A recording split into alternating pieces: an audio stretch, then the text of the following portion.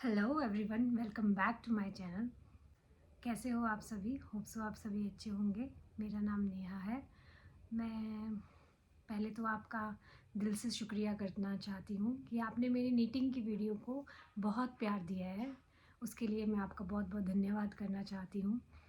आप इसी तरह मुझ पे अपना प्यार दिखाते रहिए। काफ़ी टाइम से मैं आपके साथ एक गुड न्यूज़ शेयर करना चाहती थी, पर कुछ हेल्थ इशू की वजह से मैं वीडियो नहीं बना पाई। तो आज मैं आपके साथ एक गुड न्यूज़ शेयर करना चाहती हूँ। I am pregnant. मेरी ये सेकंड टाइम प्रेगनेंसी है। फर्स्ट टाइम प्रेगनेंसी मेरी बहुत ही ज़्यादा स्मूथ गई है और सेकंड टाइम में बहुत अप्स एंड डाउन आए हैं। तो मैं अपना सेकंड टाइम मतलब जो प्रेगनेंसी का एक्सपीरियंस है वो आपके साथ शेयर करना चाहती हूँ कि मैंने फर्स्ट ट्राइमेस्टर में क्या फ़ेस किया और सेकंड ट्राइमेस्टर में क्या फ़ेस किया है। ये वीडियो थोड़ी सी ज़्यादा लंबी हो सकती है। आपको अपना experience step by step share करूँगी। इस वीडियो में मैं आपके साथ अपने हर ट्राइमेस्टर के बारे में एक्सप्लेन करूँगी कि मैंने क्या क्या फर्स्ट ट्राइमेस्टर में फ़ेस किया और क्या सेकंड ट्राइमेस्टर में फ़ेस किया और क्या थर्ड ट्राइमेस्टर में फ़ेस किया है। फर्स्ट जो मेरी प्रेगनेंसी थी उसमें मुझे कोई दिक्कत नहीं थी, पर जो सेकंड प्रेगनेंसी है उसमें मुझे बीपी भी है और मैं डायबिटिक हूँ। फर्स्ट प्रेगनेंसी मेरी बहुत स्मूथ गई थी, तो मुझे कोई मतलब ऐसी कोई दिक्कत नहीं हुई है कि मेरे लेग्स पेन हुआ हो या कुछ भी जैसे होता है। तो मुझे फर्स्ट प्रेगनेंसी में कुछ नहीं है, बस मेरा 8th मंथ में थोड़ा सा बीपी बढ़ गया था, जिसकी वजह से मेरी फर्स्ट प्रेगनेंसी में 37 वीक पे मेरी डिलीवरी करवा दी थी। तो सेकंड प्रेगनेंसी में जो फर्स्ट प्रेगनेंसी में मेरा बीपी था उसकी वजह से मैं हाई रिस्क बीपी भी हूँ और हाई रिस्क डायबिटिक भी हूँ। तो फर्स्ट ट्राइमेस्टर के बारे में मैं आपसे बात करती हूँ। तो पहले के जो फर्स्ट मंथ था, मेरी कंसीविंग जून की है। तो जो फर्स्ट मंथ था वो मैं आपको बता नहीं सकती। मतलब मुझे ऐसा नहीं है कि कोई नोज़िया हुआ हो या कुछ हुआ हो, बस मेरा बीपी थोड़ा ऐसे बढ़ता था। इस बार डाउन रहा, काफ़ी डाउन रहा और मैंने कम से कम 10 kg वेट लूज़ किया अपने फर्स्ट ट्राइमेस्टर में। मुझसे खाना नहीं खाया जाता था। मतलब कुछ भी खाती थी तो घबराहट सी होती थी, बीपी लो रहने की वजह से। उठा नहीं जाता था, चला नहीं जाता था, मतलब बेड पे ही रहती थी। तो इसकी वजह से मेरा वेट थोड़ा कम हो गया। वैसे तो मेरे जब भी मैंने शुगर का टेस्ट करवाया तो मेरा बॉर्डर लाइन पे ही रहता था, पर जैसे ही कंसीव हुआ उसके बाद शुगर भी थोड़ा थोड़ा बढ़ना शुरू हो गया। जैसे ही मुझे कंफर्म हुआ कि आई एम प्रेग्नेंट, तो उसके बाद मैं 16 अगस्त को अपना फर्स्ट चेकअप करवाने के लिए गई थी। तो वहाँ पे मेरे कुछ टेस्ट हुए थे। मैंने प्राइवेट ही एक हॉस्पिटल है, तो वहाँ पे डॉक्टर गायनी के बहुत ही अच्छे डॉक्टर हैं।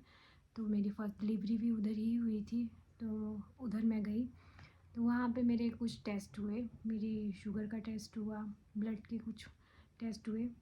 तो वहाँ पे उन्होंने मुझे उसके बाद मेरे को थर्ड मंथ पे बुलाया था कि आप जब आपका थर्ड मंथ कंप्लीट होने वाला होगा तो आप तब आना, आपका एक हम स्कैन करेंगे और ड्यूल मार्कर एक टेस्ट होगा।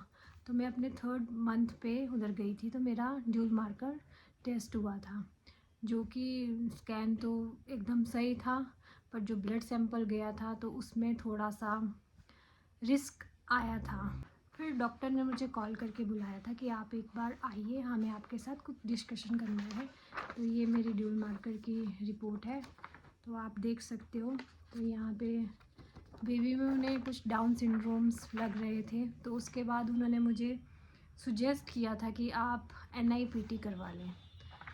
तो पहले तो डाउन सिंड्रोम सुन के आपको पता है कि थोड़ा इंसान नर्वस हो ही जाता है। तो उन्होंने मुझे बहुत अच्छे से गाइड किया, बताया कि अगर आप ये टेस्ट करवा लेते हो तो आपको उससे कंफर्म हो जाएगा कि बच्चे में कोई डाउन सिंड्रोम तो नहीं है, और हो सकता है कि अगर ये भी पॉजिटिव आए तो आपको अबॉर्ट करवाना पड़े। तो मैं तो शुरू से ही बहुत पॉजिटिव रही हूँ। मैंने NIPT का अपना टेस्ट भी करवाया। मैंने फ़र्स्ट टाइम सैंपल दिया, मेरा थर्ड मंथ कंप्लीट हो चुका था।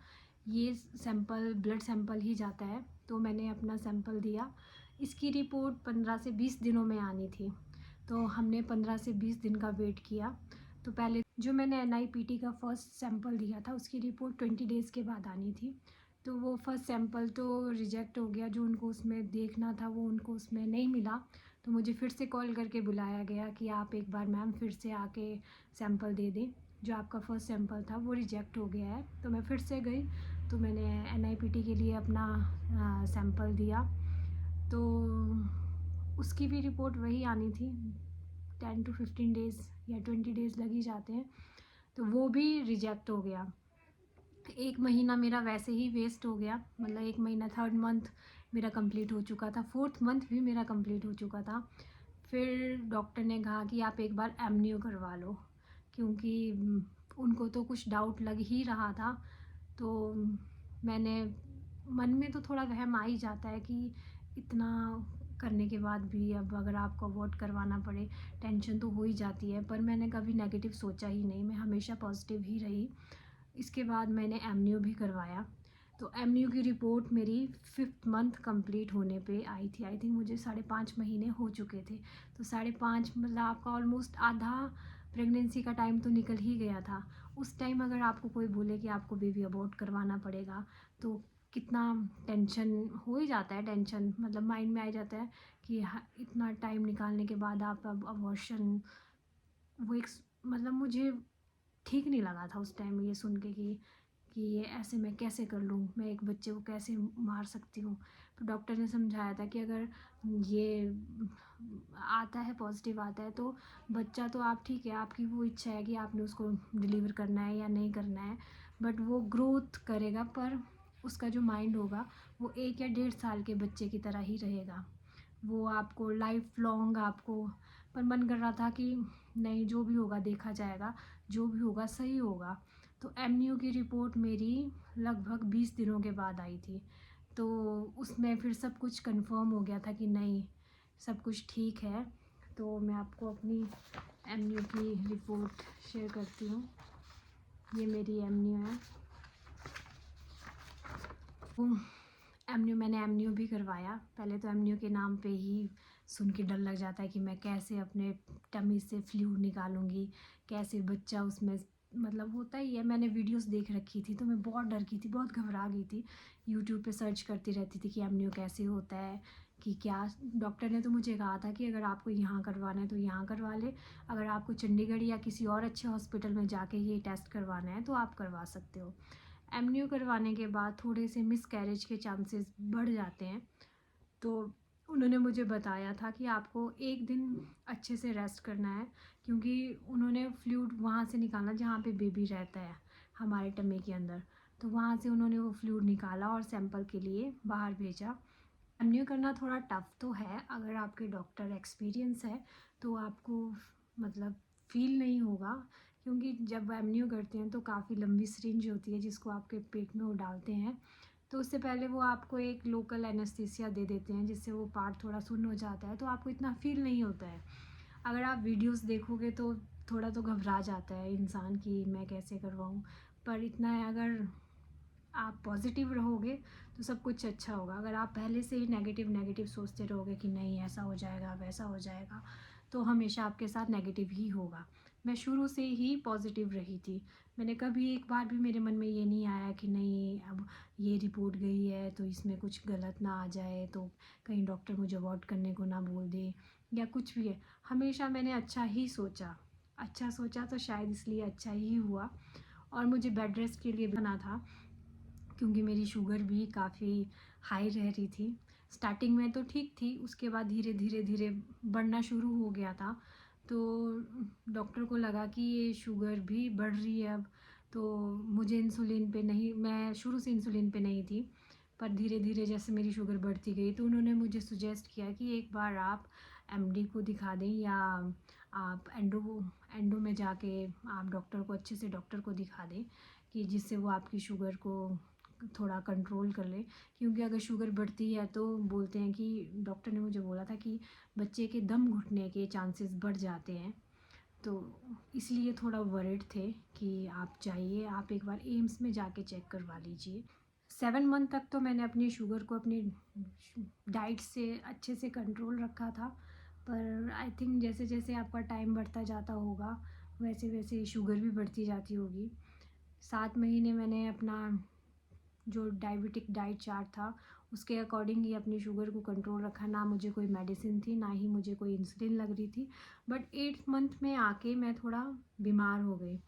बीमार मतलब ये सर्दियों में, विंटर में आपको पता है आजकल वायरल चल ही रहा है, तो मुझे खांसी जुकाम बुखार हो गया। मुझे हफ्ता भर मैं काफ़ी बीमार रही। उसकी वजह से मुझे जो मेरी शुगर है वो थोड़ी बढ़नी शुरू होगी। तो अभी मैं गई थी एम्स में, वहाँ पे मैंने चेक करवाया था। तो वहाँ पे मुझे डॉक्टर ने बताया कि आपको इन्फेक्शन से बचना है।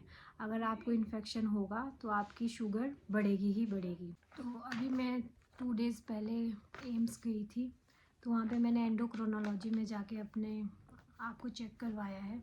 तो उन्होंने मुझे इंसुलिन दी है। फ़िलहाल उन्होंने कहा है कि आप घर पे जाके ही अपनी 4 टाइम की शुगर चेक करें और उसको किसी कॉपी में नोट करें और 4 डेज़ के बाद हमें आके चेक करवाएं। अगर आपकी शुगर कंट्रोल नहीं आती है तो हो सकता है वो मुझे एडमिट करें ताकि मेरी शुगर कंट्रोल आए। अब लास्ट के मंथ में क्यों ऐसे ही पंगा लेना है, तो मैं सोच रही हूँ कि अब देखती हूँ अपनी शुगर कंट्रोल आती है तो अच्छी बात है, अगर नहीं आएगी तो मुझे हॉस्पिटल जाना होगा।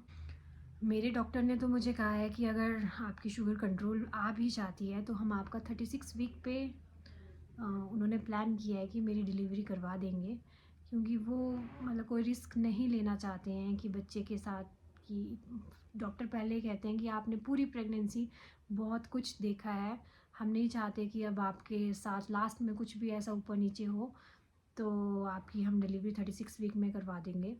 तो चलो देखते हैं अब 36 वीक में ही डिलीवरी होती है या उसके बाद। प्रेगनेंसी में बीपी और शुगर दोनों का होना ठीक नहीं होता है। एक्चुअली डॉक्टर ने मुझे सजेस्ट किया है कि आपको अकेले बिल्कुल भी नहीं रहना है। आपको हो सकता है फिट्स पड़ सकते हैं, अगर आपका बीपी बढ़ जाएगा या आपकी शुगर डाउन चली जाती है या शुगर बढ़ जाती है तो आपको फिट्स पड़ने के चांसेस बढ़ जाएंगे। तो आपने थोड़ा ध्यान रखना है, घर पे अकेले नहीं रहना है। अगर आप वॉक भी कर रहे हो तो आपको अपने साथ किसी को लेके ही जाना है बाहर भी। और मुझे सुजेस्ट किया है, जैसे मैं खाना खाती हूँ तो उसके 30 मिनट वॉक ज़रूर करनी है। बैठे नहीं रहना है, मूवमेंट करते रहना है, अपनी बॉडी को हिलाते रहना है।